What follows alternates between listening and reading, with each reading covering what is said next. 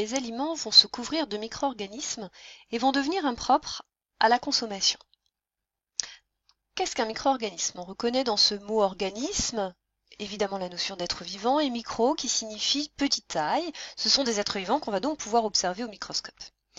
Il existe différents types de micro-organismes. Tout d'abord les champignons, que nous voyons par exemple ici au microscope grossis 120 fois.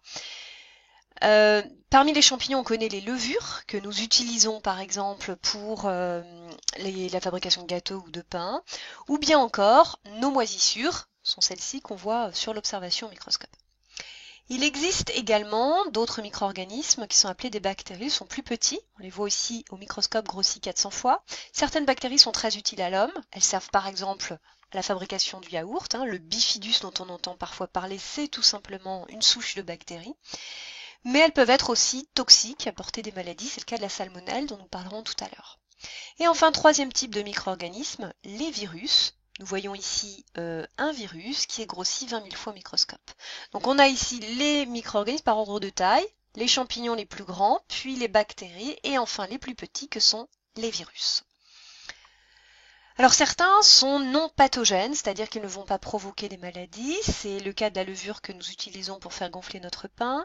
C'est le cas également de certaines bactéries que nous allons utiliser pour fabriquer les produits laitiers comme les yaourts ou le fromage. Et puis les moisissures ne sont pas non plus pathogènes, mais elles viennent dégrader nos aliments. Et enfin, ce qui est plus grave, c'est que certains micro-organismes sont pathogènes. On a entendu parler il y a quelque temps du retrait massif donc des laits infantiles Lactalis. On en a entendu beaucoup parler dans les médias. Et en fait, ces laits ont été infectés par une bactérie qui s'appelle ici la salmonelle.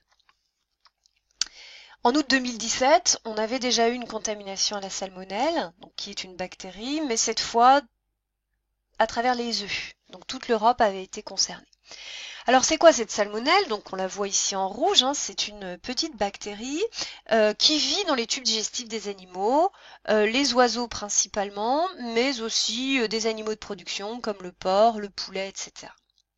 Donc l'homme peut être contaminé, soit en étant en contact direct avec ces animaux-là, ou bien soit en consommant des produits qui sont contaminés et qui sont issus du règne animal. Donc la salmonelle va se développer principalement dans ce genre d'aliments, les poissons, les viandes, les œufs, mais aussi les produits laitiers.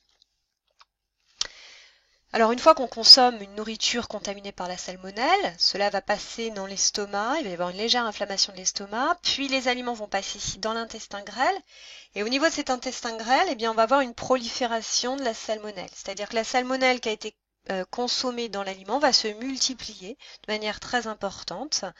Cela va provoquer des gonflements au niveau de l'intestin et donc provoquer des douleurs. Puis les aliments, de même que les salmonelles, vont passer dans le gros intestin ici. Et ça va provoquer des diarrhées parce que la muqueuse du côlon, donc on retrouve ici, va être légèrement abîmée par cette salmonelle. Donc c'est ce qu'on appelle une intoxication alimentaire. Alors quelles sont les conditions dans lesquelles vont se développer ces bactéries, qu'elles soient pathogènes ou non? D'abord, vous avez ici une petite bactérie qui vous est schématisée, et puis une demi-heure après, en gros, cette bactérie s'est divisée en deux pour donner naissance à deux bactéries. Puis le mécanisme continue, et au bout de environ 10 heures, une bactérie sera capable de donner naissance à plus d'1 million de bactéries. Donc la prolifération est très rapide. De quoi ont besoin les bactéries pour proliférer? D'abord d'un milieu riche en matière organique. Donc vous avez vu en seconde que la matière organique, c'est la matière qui est riche en carbone, en hydrogène, en oxygène et en azote. Autrement dit, c'est la matière qui constitue les êtres vivants, donc les aliments qui sont issus du monde vivant, que ce soit végétal ou animal, contiennent évidemment de la matière organique. Vont donc être un milieu propice au développement des bactéries. Il faut du dioxygène. Vous avez ici la composition de l'atmosphère, que vous avez vu également en seconde. Il y a donc à peu près 21% de dioxygène et le reste constitué principalement de diazote. Donc les bactéries vont trouver dans l'atmosphère, dans l'air qui les entoure, le dioxygène nécessaire à leur développement. Il leur faut une température optimale de développement. Quelle est cette température optimale? Eh bien, vous avez un petit schéma ici qui vous présente que la multiplication maximale des bactéries a lieu dans une zone qui est comprise entre plus 3 degrés et plus 65 degrés.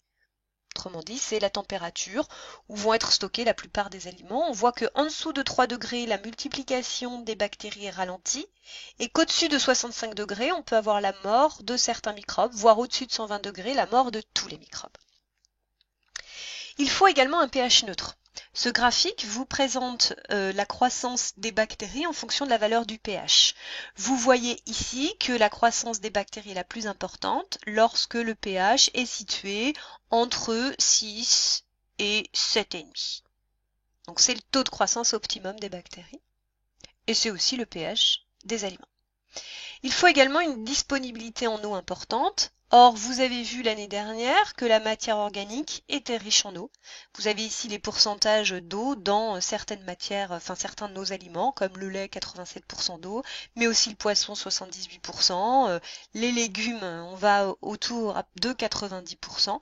Donc finalement, eh bien, toutes les conditions riches en matière organique, eau de température optimale, pH et disponibilité en eau, toutes ces conditions sont réunies sur un aliment qui est conservé à température ambiante dans une pièce comme une cuisine par exemple.